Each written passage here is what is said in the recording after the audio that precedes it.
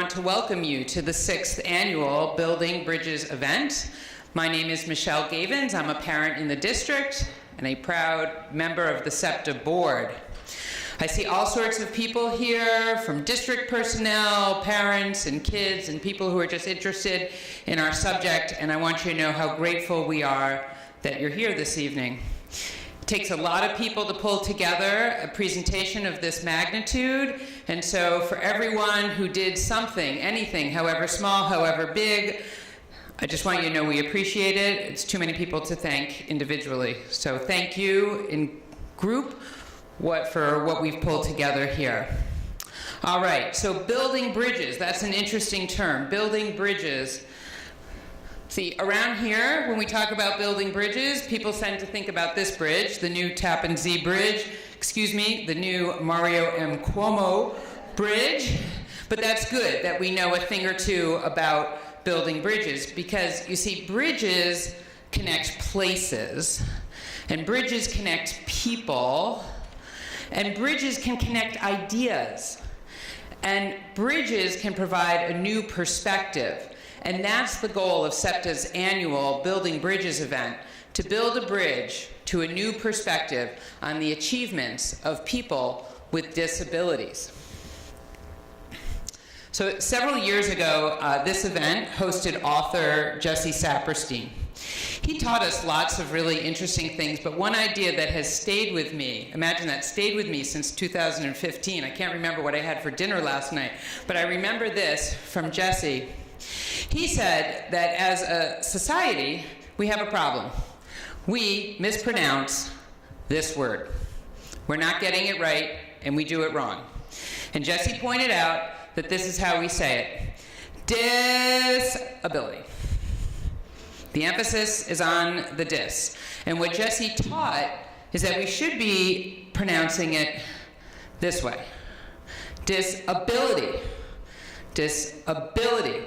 None of us are good at everything. And so we should exploit our abilities to reach our goals and not let any disabilities become insurmountable obstacles. So SEPTA's Building Bridges annually highlights people who have done just that. They use their abilities to reach their goals. So there was a time when maybe not everyone viewed the world this way. And so let's go back many years. Who can tell me who that's a picture of? Anyone? Okay. FDR, very good. Okay, so this is Franklin Delano Roosevelt, nice New York guy, 32nd President of the United States. Okay, he was paralyzed by polio at age 21. It's very hard to find pictures of him. In fact, one source I found said there are only 3 remaining pictures of him in his wheelchair.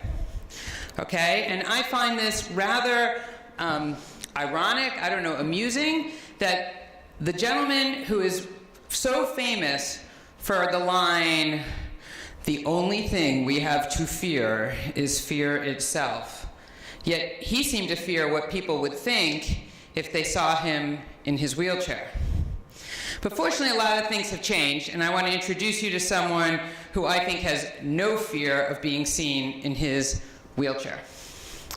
Okay, I found this picture in the November 4th Journal News leading up to the New York City Marathon, and the picture ran with this caption: "Runners in the New York City Marathon's professional athlete field." And what caught my eye about this is on the right side there is Marcel Hug of Switzerland, who competes in the wheelchair division. But he wasn't highlighted, didn't mention what division he was competing in. He was just among the professional athletes preparing for the marathon. So I actually spent a few minutes to figure out how these guys actually did. So the 5 guys on the left actually finished in places 1 through 5 in about 2 hours and 10 minutes-ish, give or take a little bit. The guy next to Marcel, I couldn't find his finish time. I'm not sure he finished.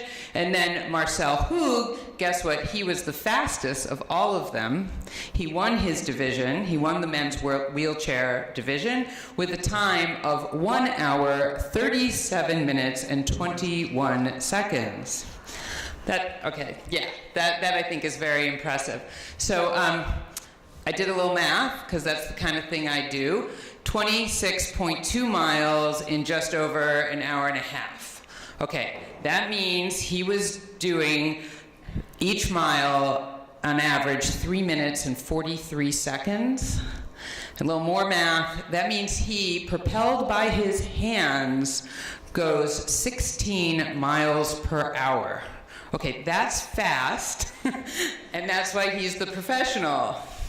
And these are actually images from the New York City Marathon. This is, the top one is him in Central Park and then crossing the finish line, and he wins, so he gets to break the ribbon, which is so exciting. And his nickname, by the way, is the Swiss Silver Bullet. So this also got me thinking, and so I have a hypothesis. This is just Michelle's hypothesis on things. The real reason that FDR doesn't want to be seen in his wheelchair is, looking at that wheelchair, he wasn't going 16 miles per hour. So he kept it to himself. All right, so now I have a trivia question. Who can name FDR's dog? The Scottish Terrier, pictured in his lap. It was very, I see a hand. Fala, that's right, F-A-L-A. Fala was, I don't know, a big personality in the White House, and I think this is really important because now you're ready for Jeopardy, because presidential pets is definitely a topic on Jeopardy.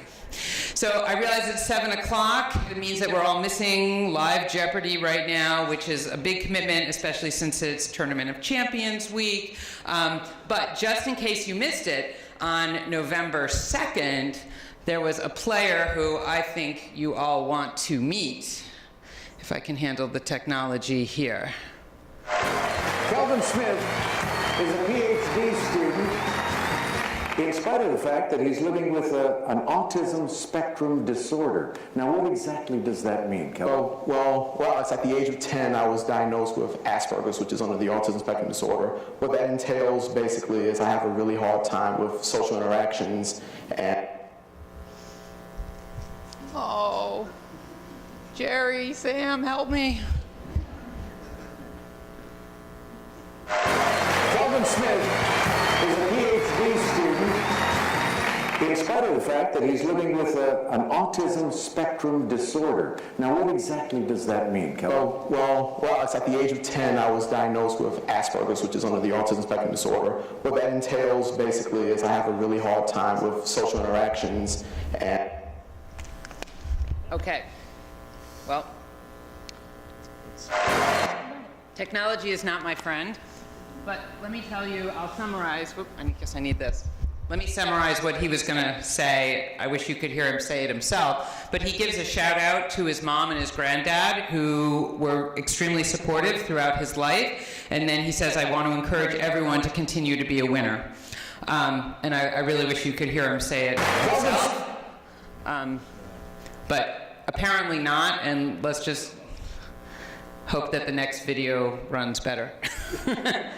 Okay, so here he is. Here's Kelvin, and I think Kelvin is definitely a Jeopardy champion for getting up, and that was his intro with Alex Trebek, which is really great. All right, so who watched the World Series? Come on. It was a great series, all those late nights. I'm glad that the late nights are over. But you might be thinking, okay, that was cute, you found Kelvin Smith, but what does the World Series have anything to do with disabilities? And actually, a lot. So let's start with our World Series MVP, George Springer. Okay?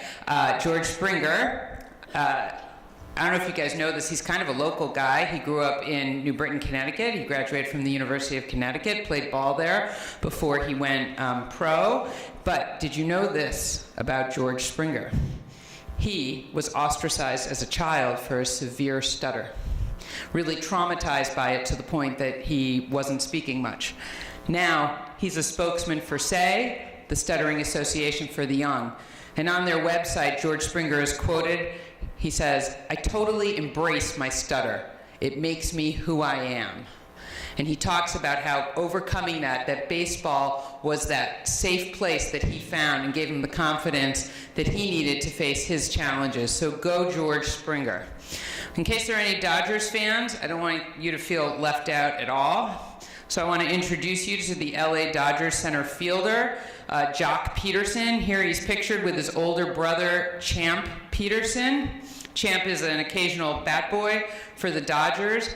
Champ has his own website, appropriately called Live Like a Champ. And on the website, Champ states, "I have Down syndrome, but that doesn't define me." He's a motivational speaker, and he works at the Palo Alto Apple store. He often is known to travel with the team, and as these images show, he definitely seems like he is part of the team.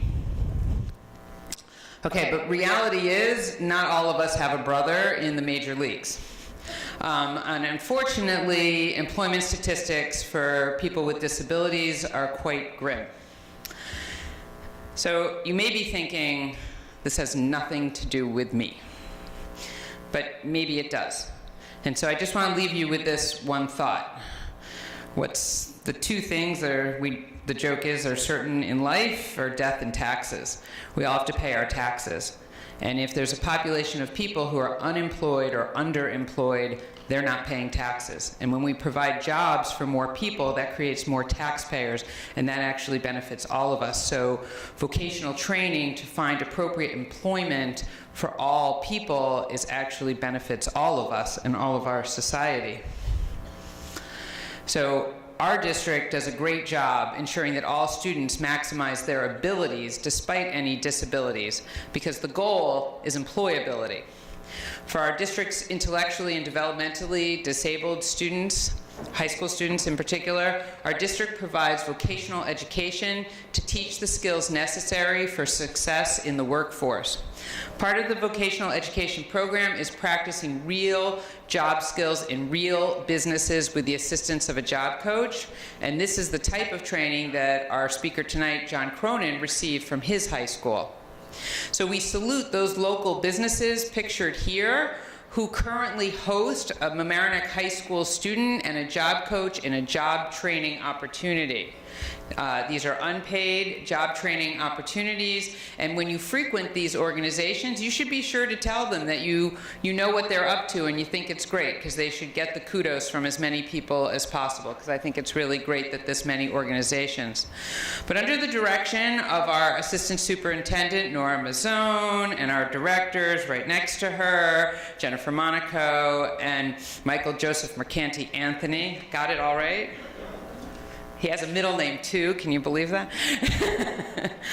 We're underway to improve both our in the classroom skills training and also to expand the number of job sites, and we can talk about that in a little while. We're going to move to that.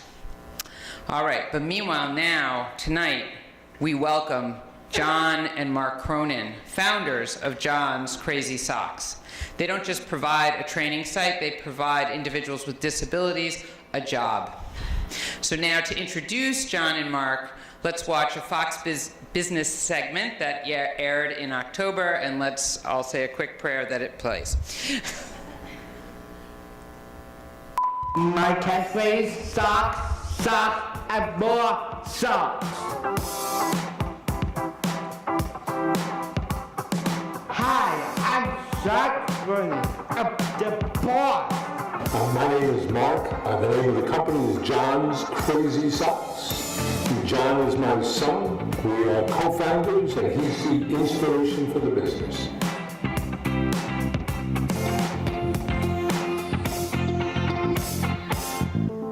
The Down syndrome, it did shock us. We spent the first day just trying to understand what was going on, and he had some significant medical issues. And we were having people tell us right away, here are things he can't do. We knew he was our son. We were going to do everything we could for him. John, almost every day of his life, has just shown us what he can do and what's possible.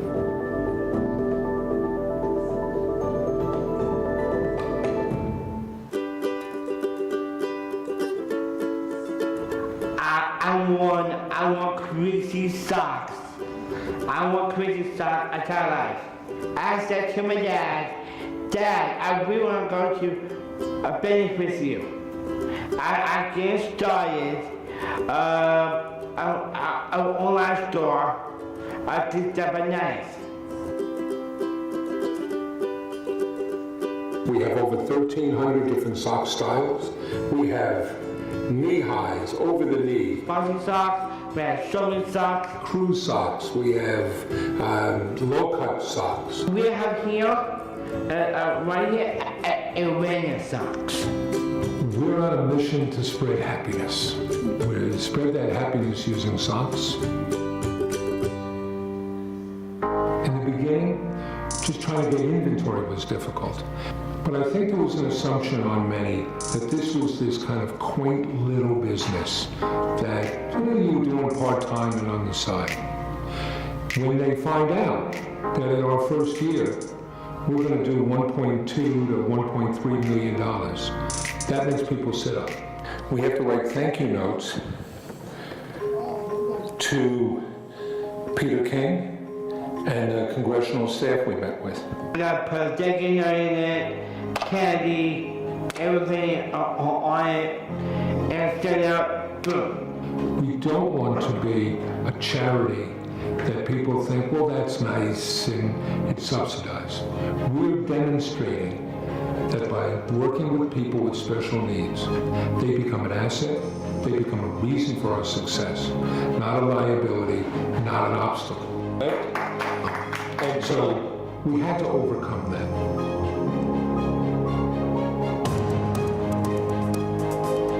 I feel like it's giving back, it's making money, being so many nice people. It's contributing to making my community, making people happy. I mean, it's kind of like a show that we can do anything we want, any.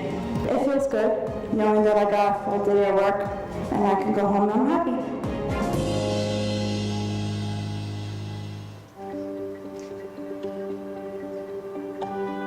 And now we send these along with a big fat check to the landlord, and we're going to new places, people. We're going to have a new building. You like that? My dad teach me about business, or what I can do. Down the road, never go back. It is awesome to wake up in the morning and have the two of us drive to work together, knowing that we're doing something special and that we get to touch other people. I know the things that John can do. I know the way he can represent and care for people. So I almost take it for granted sometimes. And then you get reminded by other people that this is special.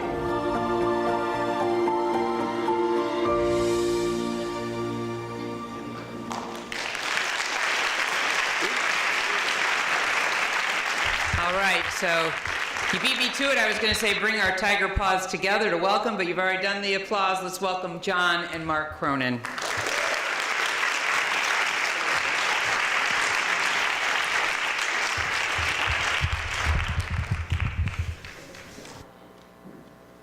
Very much for having us. This is part of what we do, is go out and speak to as many people as we can, just to demonstrate what's possible and show what we can happen. Right, Dad. You want to start? So, I'm John, and this is my dad, this is my partner, my dad, Moss, and we are Science Crazy Socks.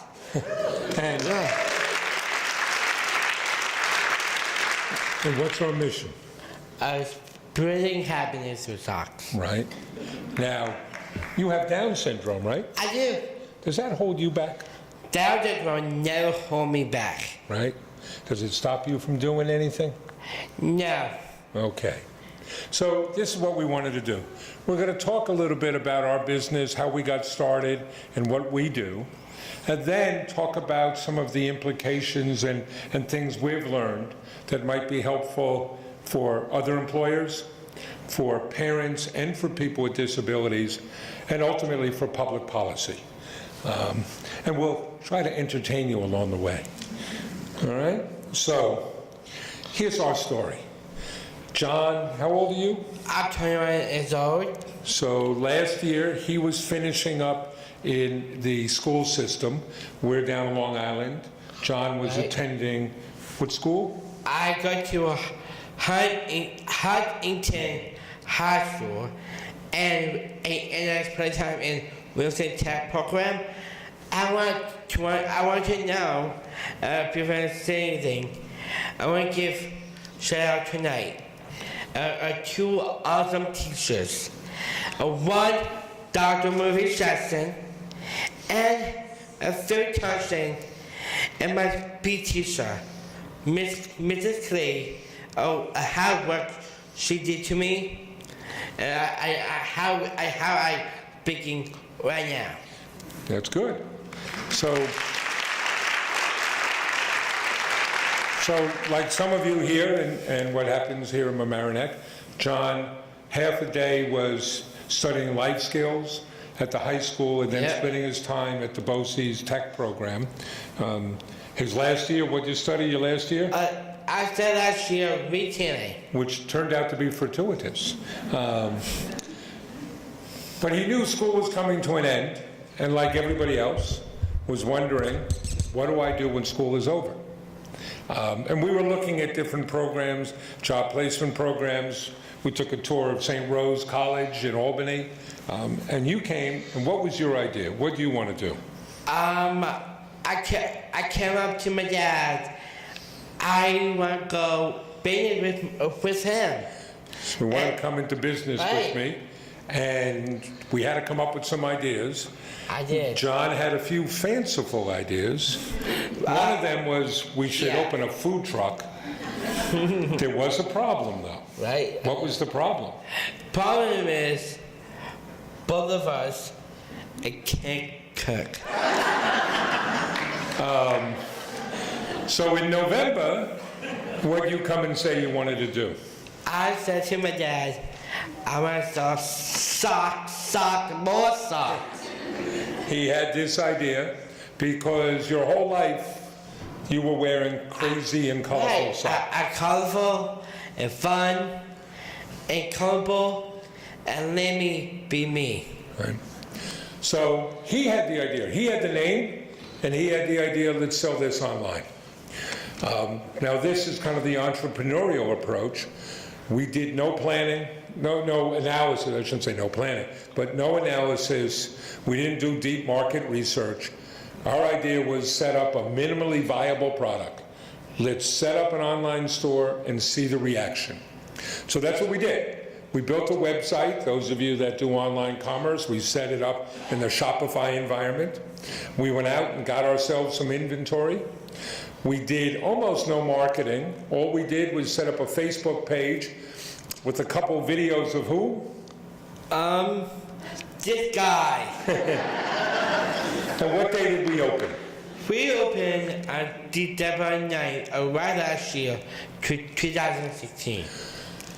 And we got the feedback that said this could work.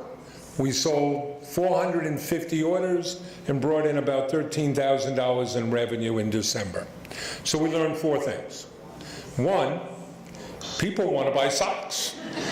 And it turns out, when we did a little bit of that research, socks is a $2 billion a year industry. Right. It's the fastest growing sector of the apparel industry.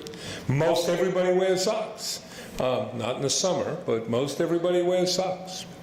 We also learned that people related to John. They were connecting and coming to us because they saw John's videos. And something which may have been obvious, but we're a little slow in the uptake, they also saw John as a role model. And we instantly were hearing from families that said, this is really important to us. And the fourth thing was, we could do this. Absolutely, Dad. Right? So we went about setting up the business. And we start, as you always have to start, with your mission. And what's that mission? Spreading happiness through socks. Right? And we built the business on four pillars. The first is inspiration and hope. Every day we want to demonstrate what's possible. John here is the face of the business. We go out we make videos, we publish things, we come and speak to people. It's the people we hire. If you work for us, if you walk into our building, we're going to put you on video. We're going to share that with people. And it's not always very formal things. It's just sit around, have lunch, and tell people what you did for the day. Or every Thursday night, we have a Facebook Live show. What do you do on that show? Oh my God, a football pick show. It's a football pick show. Don't bet on his picks. The second pillar is giving back. We donate 5% of our earnings to the Special Olympics, and we now have a growing series of awareness and charity socks that raise money for our charity partners.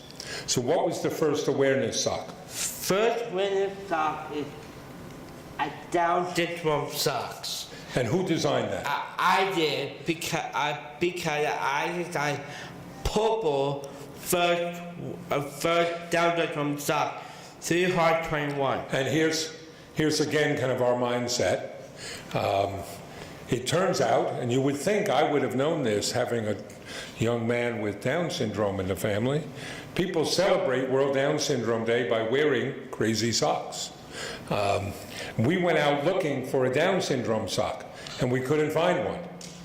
And it was John who said, I said, I want to make the Down syndrome sock and make it own it. so that raises money for The original money for a ACTS and a National Down syndrome society. We also went on to create an autism awareness sock Oh yeah, autism, a puzzle. and a Williams syndrome awareness sock. And we have a couple of other charity socks. We have a polar plunge sock that raises money for the Special Olympics. We have some breast cancer socks, and we're going to be introducing more. But that giving back was an essential part of what we do. Third, we're a sock store, which means we have to have socks you love.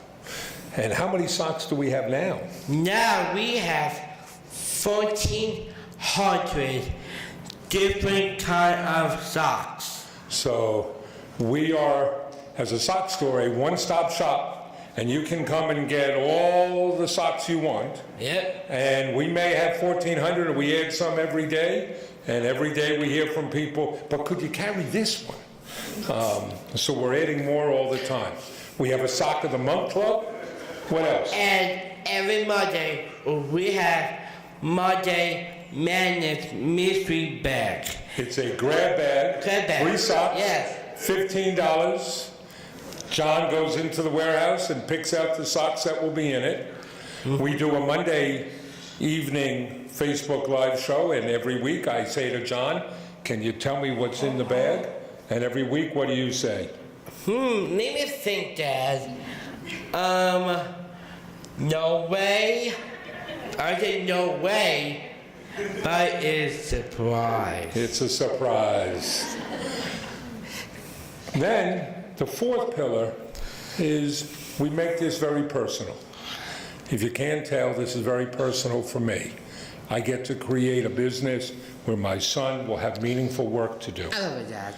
We get to set up a business that lives and breathes according to our ideals. We have no excuses. We can't blame it on the board. We can't blame it, well, the boss made us do it. We can't blame it on headquarters. It's just us. And we get to show that you can live in those values and have a profitable business. And in fact, because of those values, you'll become a profitable business. We also make a close personal connection with our customers through social media. If you post something on our Facebook page, John sends you a thank you video. And every package gets what? Every package get a sticky note from me, and a very special in every package, you usually get 2 discount codes.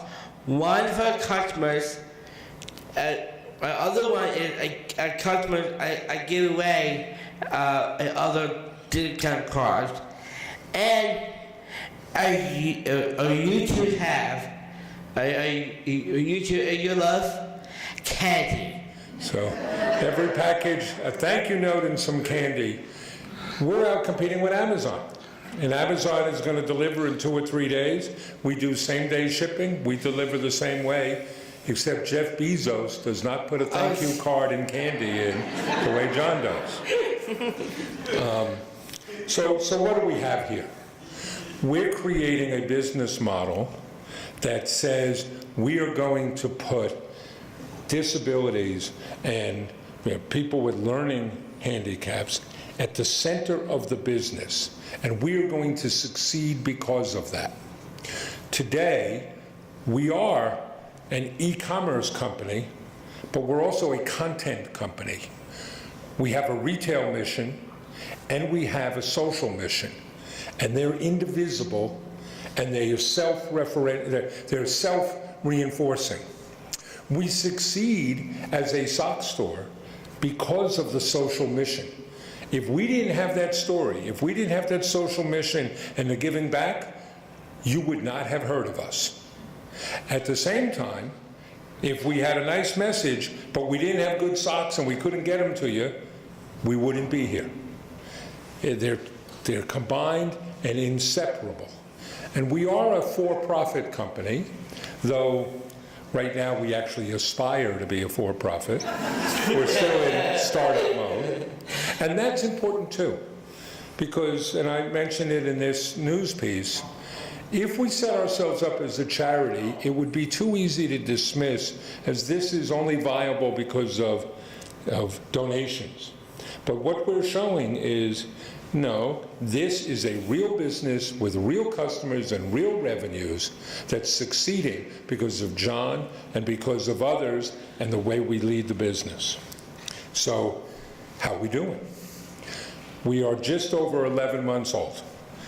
If you track our social media engagement, we now have 90,000 Facebook followers. The videos we make of John, and these are decidedly lo-fi videos, or that we make together, right? They have over 3 million views.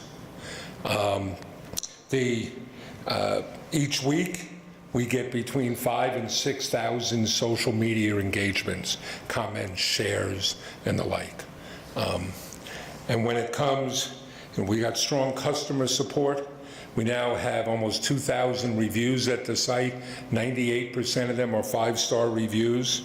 And money matters. I don't always like talking about money, but it's part of demonstrating what's happening here. So we've shipped just under 30,000 orders, and we've now topped 1.2 million in revenue so far. That shows you take this model and you hit the right market, and this is a real business that's succeeding because of John and because of the way we do this. So we talk about social impact. What are we doing about that? Well, it's important that John is the face of the business. Right. Our CFO. Right. Chief Face Officer. We create content to show what people with disabilities can do. So in fact, we take our business processes and turn that into content. We got hit last week. This is a good thing, and it was a challenging thing. We appeared on the Sunday morning show Fox and Friends. We're gearing up for the holiday season. We normally, this time of year, we've been doing about 200 orders a day. We appeared on that TV show. John was his charming self, and we received 3,500 orders that day. So that had an impact. So some of what we're doing is just showing videos of, hey, we got another delivery today. You see the inventory is coming back, because if you go to the website, you'd see a lot of things were sold out. We spread the word through speaking engagements. We're about to unleash a contest, an online design contest to design our next Down syndrome sock, the Down syndrome power sock, right? Right. And he's not going to design it this time. We're going to do a social media contest and ask people with Down syndrome to submit designs. Pick a winning design online. We'll make that sock. It'll still be a charity sock, and we're going to hire the designer as a brand ambassador. And then we expect to replicate that with other socks. As you do here, we work with schools, so we hire people with disabilities, and always making the point, we're not nice people, we're business people. And we hire people that can do the job. And they have to pass a test to be able to do it. We help train them so that they will. We work with a local agency, ACLD, that brings people in with job coaches and they train them. They also use our site as a test site to assess people bringing into their program. We have one high school now that brings in students twice a week to do job training on site, and we're setting up arrangements with 2 other high schools to do the same. We're out, let's see, I don't want to miss this. We also now have a school tour program where schools come in, and it's mainly life skills classes coming in to hear this story, to hear what's possible, to see the jobs, and then they'll perform some of the jobs during their school tour. We're out trying to raise awareness, so we do that with our awareness socks and charity partners, with our public speaking, public advocacy. We work closely with the National Down Syndrome Society. You were down in DC last month, right? I did. We do it with our school programs. We expect to expand that and have some publications next year. You're going to write a book, right? Right. What's the name of the book going to be? Big business. John's Big Business. And we're looking to take those videos we do and create a network, an online network, that will have shows hosted by and featuring people with learning disabilities, so we can just keep showing people, here's what's possible. You can keep your football pick show. Oh, yes. All right, so we've been talking about us. Let's take that out and look how we fit into a larger scheme of things. And I want to suggest a picture that says we've come a long way in the medical area, that people are now living longer and healthier because of medical interventions. John, when he was born up here in Westchester, was born with an incomplete intestine, and on day 2 had intestinal bypass surgery, and before he was 3 months old had open heart surgery at Columbia Presbyterian. And 10 or 15 years earlier, that wasn't going to happen. But the medical advances have been tremendous, and people are now able to live better lives and live longer lives. We've done a tremendous job with education. Michelle mentioned some of the things you're doing here. It's always possible to improve.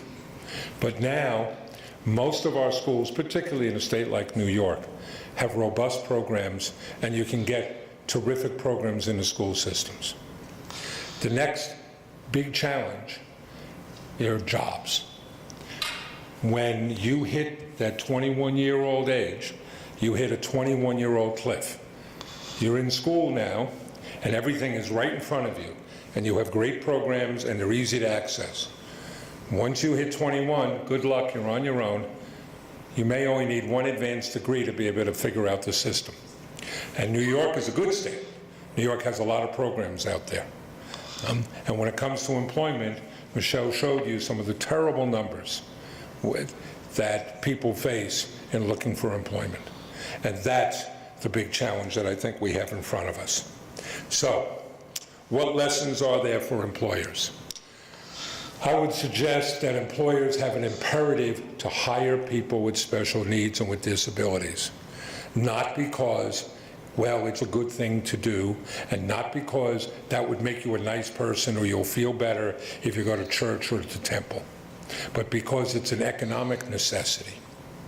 Employers cannot find enough good workers, and our disabled population is a vast, untapped pool of labor that is ready, willing, and able to work. It takes a different mindset. You have to look at people and see what they can do, not what they can't do. And you have to be able to measure and assess what they can do based on what you need them to do, not on some stereotype.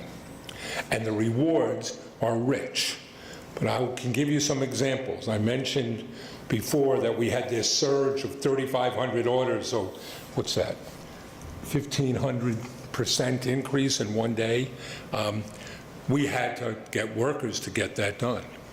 So we turned to 2 temp agencies and brought a lot of temps in. I will take the people we have with disabilities hands down any day. And that's why we hire them, and we're hiring more. We're now up to 19 people on our payroll, because they show up ready to work, willing to work, excited to work, focused, and they want to get the job done. And when you match them to the right task that you need done, the job gets done. And it's really a wonderful thing to see. And I can also tell you that the work environment is fabulous. These folks bring passion and enthusiasm and make it a better place to work. So for employers, you have to hire people with disabilities if you want to succeed. And if you don't, you're going to put your business behind, and the businesses that do employ people with disabilities are going to get ahead of you. There is another lesson, I think, from what we're doing. You can no longer simply say, we sell a service or we sell a product. There has to be a mission behind it, and it has to connect. Anybody can sell socks, but you have to have a story you're telling, and you have to demonstrate that you're connecting to the community. It doesn't have to be all communities. It can be your tribe, your community, but that involves giving back and being a good corporate citizen. And if you don't do that, you're not going to get customers.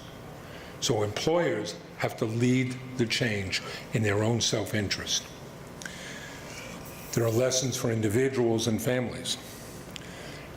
I think we have to challenge ourselves as parents and as individuals who have some disabilities. We have to challenge ourselves to reach further and expect more and demand more. We have to develop specific skills.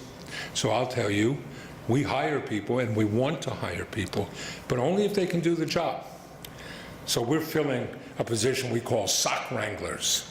You may, in a warehouse situation, you may call them pickers in a pick and pack warehouse. We call them sock wranglers. We have more fun, right?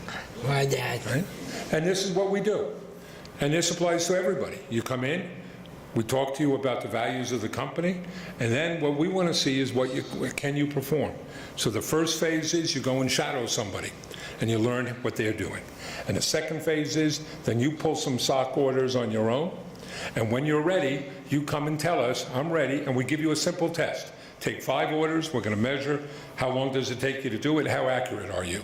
And I don't care what color you are, I don't care what disability you have, none of that matters. What matters is, can you do the job?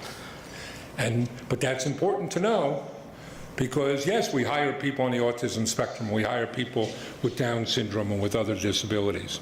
But you have to be able to do the job, you got to be able to do the task. And so you have to go and learn that. I think people with disabilities, we have to face that community, we have to face the changes in the job marketplace. No longer is anybody going to find one employer for the rest of your life. You're going to go in and out of employment, you're going to change employers, you're going to go from project to project, and sometimes you may be on your own. And sometimes you're going to work in what we sometimes call the gig economy. You know, you're going to get jobs through places like Fiverr and Upwork, and you might have to piece jobs together. And you kind of constantly have to learn. Everybody, this is true of everybody in the economy, it's going to be true of people with disabilities. So it's a challenge out there. There are opportunities, but there's a challenge to keep learning and be able to develop specific skills so you can find jobs. And then finally, there are lessons for all of us in terms of public policy. The easiest one to see and start, we are the only country in the world that ties health benefits to employment. It may have made sense at some point. It is insane now. Every time you change jobs, you're going to change insurance, and every time you change insurance, you may have to change doctors. It makes no sense that I, as a small businessman, have to figure out how to get health insurance for my employees. It makes no sense if I look at my 27-year-old son, who's forging a career and has had 5 different jobs since leaving college, which when I was getting out of college would have been looked as you would have looked askance at that, and now that's typical. We have to change that, and we should be tying in health insurance to individuals, but it's all the more important for people with disabilities, because Medicaid covers more than what traditional health insurance pays for, and it pays for a lot of programs that are absolutely necessary for people with disabilities.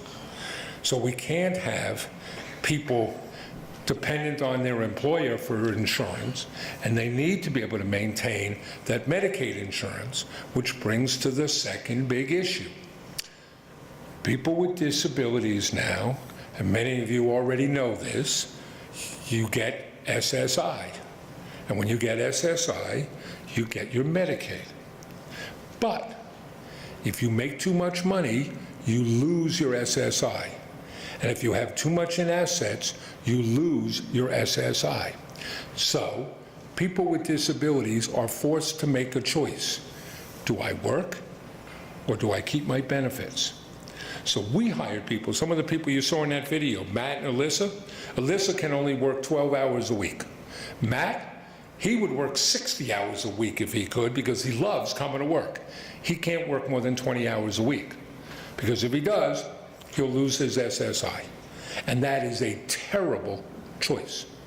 And as an entrepreneur, John here, does not receive SSI yet, but John would face a choice between having equity in a business he built or keeping his benefits. And we need to change that. So there are things employers have to do. There are things that individuals and families of individuals with disability have to do. But there are also public policy changes that we have to make. Not, again, because we're being nice, but because it's essential for the future. So I think I pontificated enough.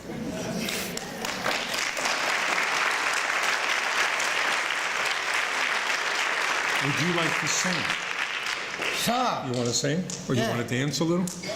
You like to do that, right? Maybe sing. Want to sing? You want us to answer some questions? Was that? Just going to say that. We'll be glad to answer questions, and if there are no questions, John will sing. Well, we want him to sing also. We can do that. It's hard to stop him. All right, we're going to borrow a mic. So we're going to borrow a mic that we're going to bring down to the center aisle so that everyone can hear your questions. So if you have any questions, let's come on down over here. What's a question for John? Oh, here's one. Amy, come on over here so I don't knock things over, which I'm prone to do anyhow. Oh, sorry. Hi. Firstly, thank you so much. Amazing. Number 2, I was curious, sir, about your background.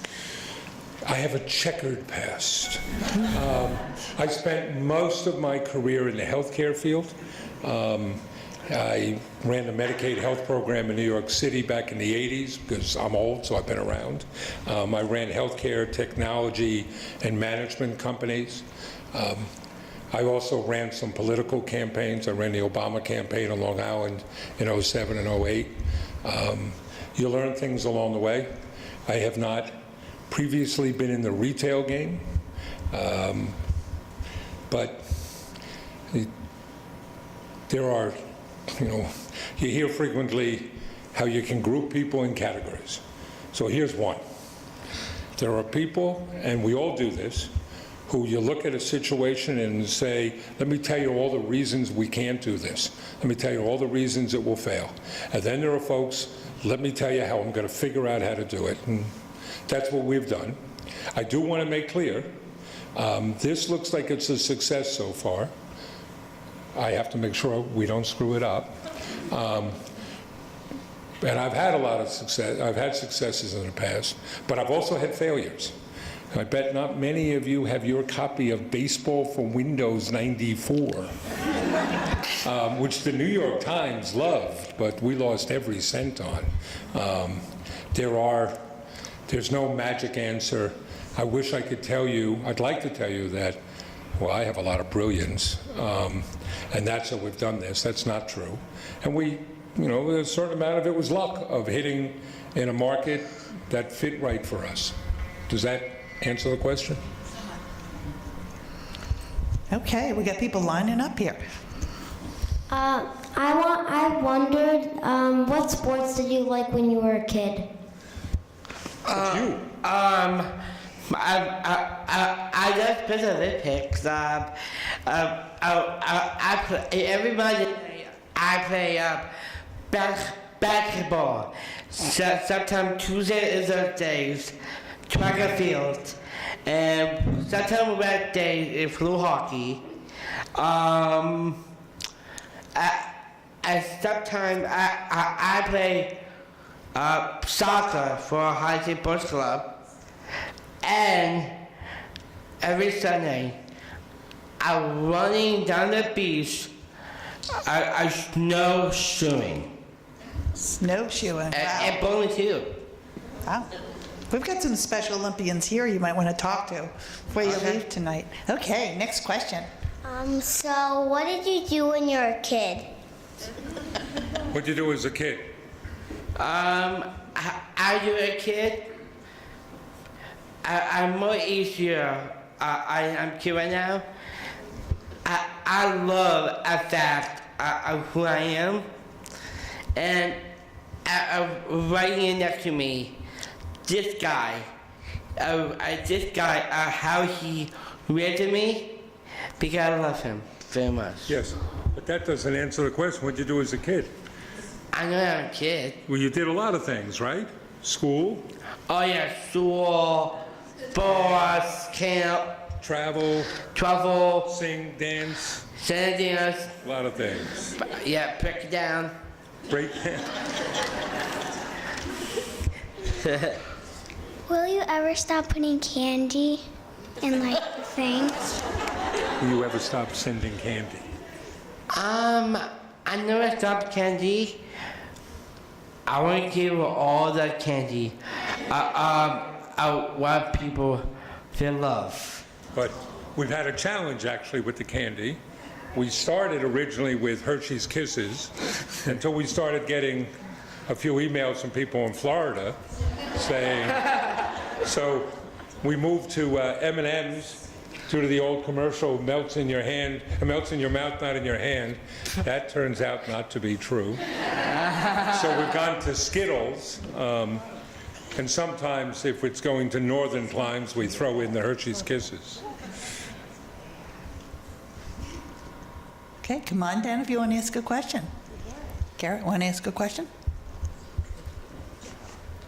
Okay, can I have a job? Me too, I want to be happy and work there, right? You want to answer that? Can I say what I want my job to be? Sure, share your dream. I would like my job to be working in a flower store. Okay, all right. Okay. That's a great idea, Garrett. Well, I think there are two answers. Garrett. One, Garrett, if you're willing to commute to Melville on Long Island, we'll give you a chance at having a job in our sock business. If you want a job in a flower store, that's not on our agenda right now. John's Flowers? No. I maybe like I shot Sweetheart Flowers. John's Sweetheart Flowers. How about flowered socks?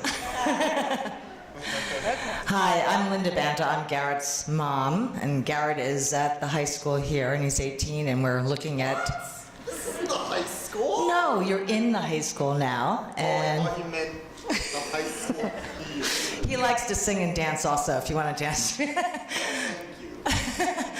But what I'm curious about, I mean, I think what you're doing is so amazing, and you just, I'm so touched by not only what you do, but also how you're really providing such quality jobs to the community and to the people at large. So what is the whole process of job training? I mean, that to me has been such an issue that needs to be addressed, and I was just curious, you know, you seem to have found really quality people and you have a process, but prior to that, what kind of training or what kind of relationships do you have with the community or the school system or BOCES or whatever it is?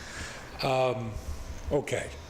Remember, we are 11 months old, so we're just getting started. We don't have an extensive job training program. I wish I could tell you. I've done job training programs elsewhere and other companies have done that. People come to us basically in two ways. I guess three ways. One, we do send out word to the schools, and they know about us, and we work with this one program, ACLD. And here's a good thing about working with them. They already do screening and assessments to determine likely candidates who could succeed with us. They're in our place all the time. They know the types of tasks there are. They provide job coaches. So they come and they offer support to potential candidates. But I described our process. We start by explaining to people who we are, what we believe in, because we think you always have to start with the mission and values. We then go over with them in kind of a classroom setting. Here's how you do the job. We then tell them this is part of the interview process of go out and you're going to follow somebody. So John, you had somebody following you today, right? Shadowing you. Yes. And we allow that to be, and this is for everybody. They can learn at their pace. So we have people that go through this three-step process of shadow somebody, pull some, do the work on your own, and then take this little test. We have people that do that in an hour, hour and a half. We have people that do that over 4 days. Let them figure out their pace and learning. So they come through ACLD. Garrett, just let me finish this, okay? Sorry. That's okay. A second way, we hear from parents. Well, one guy we've hired who's on the autism spectrum, I must have gotten 15 emails from his grandmother. And we weren't hiring, and finally I said, I've got to hire him. But we, basically the same process, but he was presenting cold. He didn't have that support network. He was able to do the job. We're learning all the time, so I'll give you an example of PJ. He works 10 to 2. At 2 o'clock, he stops. Whatever he is doing, he stops and walks out the door. And you stop him and say, PJ, you can't do that. You got to finish, and you got to sign out. You got to check with your supervisor. And he just stares. He says, but it's 2 o'clock. I'm done at 2 o'clock. So we have to learn. He's got to learn, but we also have to learn. And then the third way we get are people that come, if we put an ad, we don't spend a lot of money in advertising. We mainly do it through social media and people, so they have some idea of who we are. What we have is pretty simple. It's not very complex. That's one of the more challenging tasks that we have. We do find, and we have some people on the autism spectrum work with us, and they're great at this. We're looking to create jobs. So the socks that you have a label on them. So our manufacturer says, we can put the label on. We got machines. We don't want the machines. We want to create jobs for people. It turns out that lots of folks on the autism spectrum, they could sit there and put labels on socks all day and be great at it. So that becomes a job opportunity. Does that answer the question? I don't want to present that we have some magic formula on job training. I think we have an environment that's a positive one, and people can see things. So I'll give you 2 other examples. I'm sorry, I go on all the time. One was a young woman who called us up. looking for a job. She sent an email in, and then we spoke on the phone. The phone conversations did not go well. They were a little awkward. We had 2 conversations, and finally I said to her, I don't think this is going to go anywhere. Her mother called me back, or sent me an email, saying, she has Asperger's, and she has difficulty doing this and doing that. I felt bad, but at the same time, I didn't know that. So we arranged for her to come in. She now works with us. What we did, we had her shadow somebody else on staff who already has Asperger's so that she could relate and feel comfortable. And some of it is you just give people opportunities. In that video you saw, they did an interview with a young man named Matt. Matt originally came to us through ACLD. When he came in, I explained, we're going to do a video today talking about what you're doing. And he came and said, Mr. Cronin, I'm very shy. I can't talk on a video. No problem. All you have to do is sit there, and if you feel like speaking, you can. And he did. And he saw it on Facebook, and he loved it. And he came back another day for another assessment, and we had another video, and he loved that. And we offered him a job. When the Fox Business News crew was in, he went up to the reporter and said, I want you to interview me. And you could see him. He was great. And it's just a matter of giving people some opportunity and letting them, get to do something. Thank you. So we saved the cutest questioners for last. Did you guys still remember your questions? All right, who's going to go next? You're going to go? I think these are people. Here, let me hold it. Go ahead. How old are you? How old are you? I'm 21 years old. 20 And he's single. 21.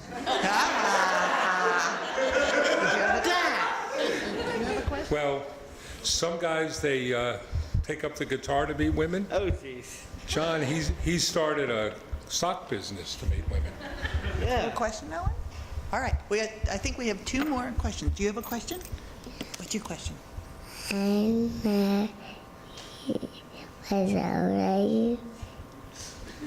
you say that again?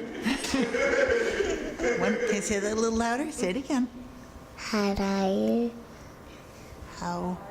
How are you? How old? How old? You said you're what? How old? I'm 21 years old. 21 years old. Okay, Ellen, you're going to wrap it up for us? What's your question? What are your favorite socks? What's your favorite job? What are your favorite socks? What's your favorite job? My Sock. Sorry, we know what his favorite job is. I got to get it straight. What's your favorite sock? My favorite socks.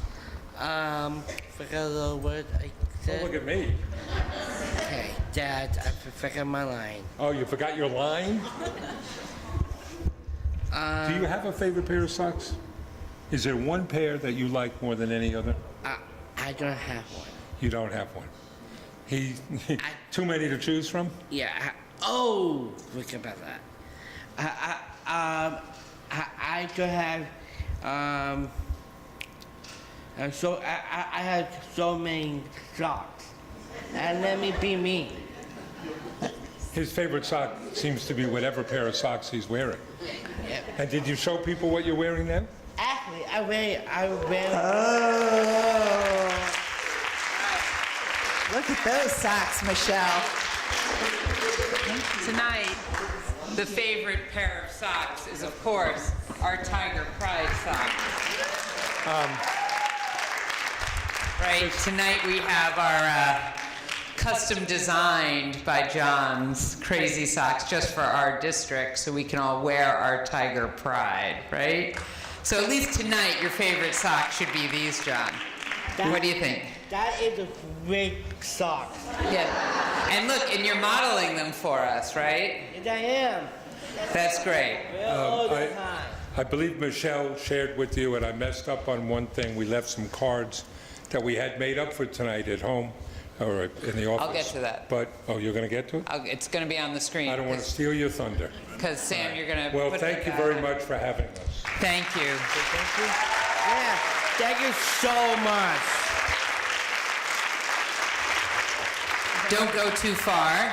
You gotta clean up. Don't go too far, because I'm going to have you come right back up on the screen, on the stage for just another moment. But we thank you, and we wish John's socks much, much success. Where's my little clicker thing? There's too much stuff. You can just leave that for now. Okay. If you want, we can come back. Sorry, there's too much technology I have to take care of here. All right. So, hopefully you liked what you saw here tonight. And I want to ask you if you are doing business with anyone in town and you want to say to them, hey, you know what? There's some really great job training opportunities, and local businesses should be hosting more Mamaroneck High School students. So we have a handy-dandy flyer that you can take with you. They're here on the stage, they're out in the commons, and it's something that you can pass on to a local business owner and say, hey, would you think about an unpaid job training opportunity here? And it has all the contact information for Laura Peterson at the high school, our transition coordinator. She's the one who sets up these job sites. And so you can help us create more jobs for more people in our district, which would really be great. I just want to let you know of a few upcoming events. SEPTA is hosting everything you ever wanted to know about a 504 plan. I'd tell you what a 504 plan is, but then you won't come to the seminar. So November 30th. And then once a month, parents who are involved in special ed in the district, we gather over coffee at the Nautilus Diner, and it's just a great opportunity to compare notes with other families in the district, and we can all learn from one another. And finally, because shopping is, of course, shopping, on November 17th, Lord & Taylor is hosting their annual event for charities, and if you buy a $5 coupon that we have for sale in the Commons, you get 25% off all your purchases at the Eastchester Lord & Taylor. Good for you, good for us. That's all good, but the thing that you're most excited about, of course, is tiger socks, and here's what they look like, but here, at least the packages. Whoop! Oh no! I'm trying to push the wrong button. There's what the packages look like, but here's how beautiful the socks are. We also had a little trip out to John's Socks in Melville to deliver the check and pick up the socks, which are great. And I'm actually going to ask a couple of SEPTA volunteers who are going to be helping with the sales to make your way to the Commons, so we're ready, because I can see this crowd is going to be rushing to buy socks. And because Mark and John are so gracious to us, they are even offering everyone who purchases socks on their website, enter the Mamaroneck 17 and get 10% off your entire purchase, which is really fantastic. That's right, Mark just told me that they're changing it to December 15th, so just in time for all of your holiday shopping. And now, for the grand finale, I want to ask our superintendent, Dr. Robert Chaps, if he would come on up, and any students we have here who are in our Transition Academy or Vocational Ed, and Mark and John, we'd like to present Dr. Chaps a ceremonial first sale of the socks. Because while they come up, let me just say, it's not just how we pronounce this word, disability, but please remember, it's all about seeing the abilities in every person. And I thank you so much for coming out tonight, and thank you. All right, here are the socks, and I just want to know that this is a big deal for our district, because think about how efficient Dr. Chaps is going to be every morning when he no longer has to think about what socks to wear, because he's... Thank you so much. Thank you. Can we take a picture with Patty? Where are you? Garrett, you're going to be in the middle. Garrett. Yeah, where's Mark and John? We want Mark and John. Absolutely. Should I open one and display them, or? You can. What are we doing up here anyway? All right, with Mark and John. Oh, one more. And more students. Come on, join us all. Are we ready? Hope you don't ask us to sing and dance. No.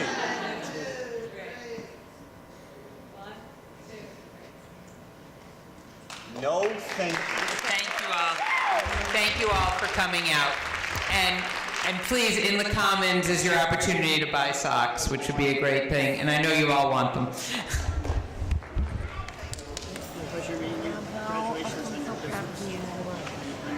Bravo, Mommy, bravo.